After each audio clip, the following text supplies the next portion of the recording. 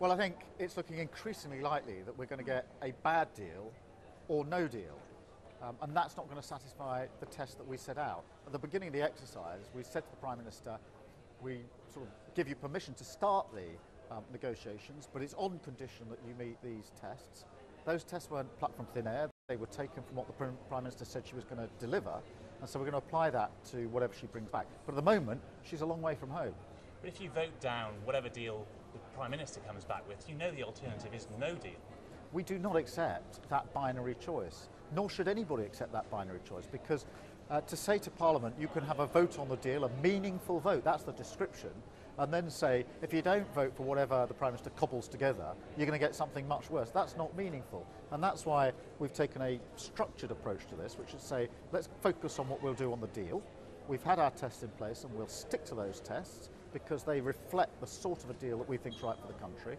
If that is voted down, there ought to be a general election, and in an ordinary world there would be, because this would be a complete failure of the negotiating strategy. And if that doesn't happen, sort of step 3, other options then need to be available to protect against no deal, and one of those is a public vote. So we're looking at the staged approach of what needs to happen in the next few weeks and months. But this proposition that the opposition have simply got to vote for whatever the Prime Minister brings back means that you're effectively taking the opposition out of it and saying you're going to have to vote for this in any event.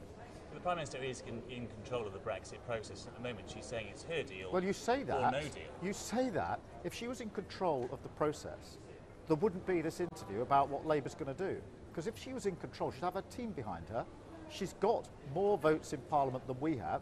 There'd be no question of her deal not going through. So the scenario you're putting to me only comes about if her own team is so divided that her own MPs are going to vote against her. So her team says, we're going to vote against our Prime Minister. And then you say, well, can't Labour step in and sort of bridge the gap in this divided Tory party?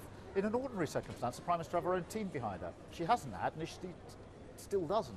But the choice she is offering you, and the situation that you're in as a Labour Party, is to either back her deal or no deal. What's more likely to satisfy your tests, her deal or no deal? Neither of them will satisfy our tests, and that's why we've said there needs to be a next stage, which is a general election.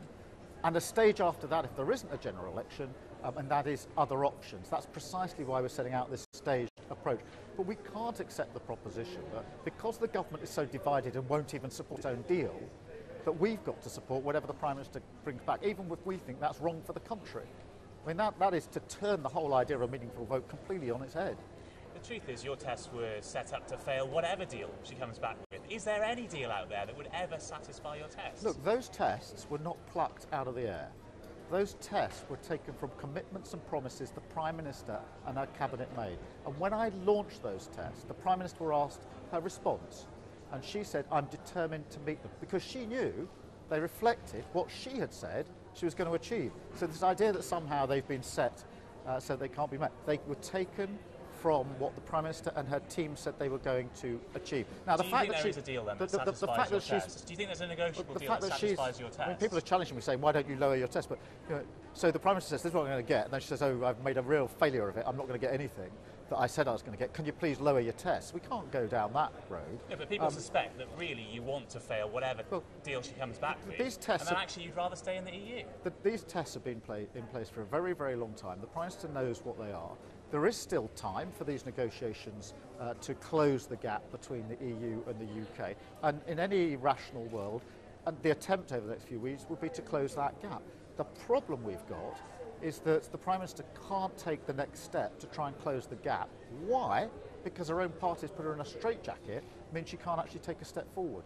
And that has been at the heart of the problem from start to finish, a divided Conservative Party that has put the Prime Minister in a position where she can't actually effectively negotiate. Do you think there is a negotiable deal out there that is better than staying in the EU?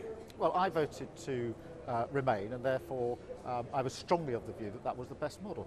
But we had a referendum, and therefore after the referendum, on behalf of the Labour Party, we set out our stall, which was to say we need to protect the economy, we need to protect jobs. That's why we argued very strongly for a transitional arrangement, so we wouldn't go off a cliff in March of next year, and then said what we need is a sort of combination of a customs union and a single market deal to protect our economy and to deliver on the solemn promise that there shouldn't be a hard border in Northern Ireland. Now, had the negotiations started in that place 18 months ago, I genuinely believe we'd be much closer to a deal now that we could make work for the country. When it comes to a referendum, what do you think is more likely now, a general election or a referendum? Well, we've said we'll vote on the deal. General election ought to be the next thing that happens. Obviously, that's not in our gift, and therefore we're only confronting the question of a public vote in the event that the government, as it were, clings on and won't accept that it ought to fall. So it has to go in that order. We have to go through that staged approach, which makes perfect sense. What's more likely, though, a referendum or a general election? Well, I don't know. I mean, everybody says this isn't going to happen, that's not going to happen. Only last year people said there's not going to be a snap general election, and then there was a snap general election.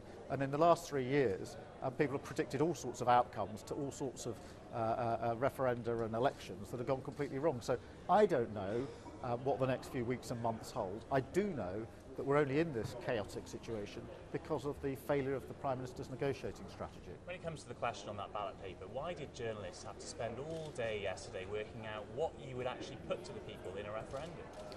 Because we don't know until we get to it what scenario we're facing. So to take an obvious example, we don't know whether there's a deal that can be argued about or no deal. And therefore, whilst you rightly say what precisely is the question going to be, the answer is we don't know until we get further down the line what the options are going to be. But the drafters of the motion that are going to be put for a vote this afternoon to the Labour Party conference were clear that options should remain open. Nothing's ruled out, and that means remains not ruled out as an option. So why did John McDonnell suggest it was yesterday? Well, John gave a number of interviews yesterday, and he did say that all options would be available. So, the important thing is that here we are on Tuesday of our conference, getting around a motion that we're about to debate and vote on, and that's a motion that was arrived at by consensus, and a vote which I think will unite the party around a position. And I would just contrast this. Day 2 of Labour Party conference, Tuesday of Labour Party conference, and we're going to vote confidently in a united way around a proposition setting out what we're going to do. I'd fast forward to the interviews you're probably going to be doing next week, to the Tory Party conference, and I'd be very surprised if by Tuesday there's a proposition on the table where the whole party is getting behind it. So actually, of course we've got differences of opinion, I don't pretend otherwise, but actually it is an achievement for the Labour Party to come around, to coalesce around this, and to say there's our united position setting out what we're going to do at each stage as it might come up in the next few weeks and months. Just lastly, on immigration, it came up at Cabinet yesterday. Sounds as if the Prime Minister will not offer preferential treatment for EU citizens after we leave. Would Labour offer preferential treatment to EU citizens? Well, I don't think anybody can be against fair treatment of people wherever they come from. And I think in the last few months there's been an abhorrence at the hostile environment applied to some people and not to others. So the idea of not discriminating or treating people fairly is a good idea.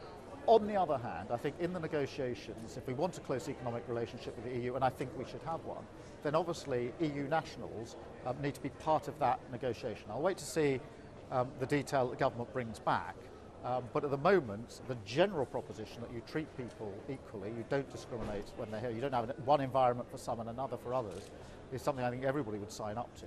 There's then the fine detail, but as I say, actually, the rules around EU nationals needs to be part of the discussion with the EU.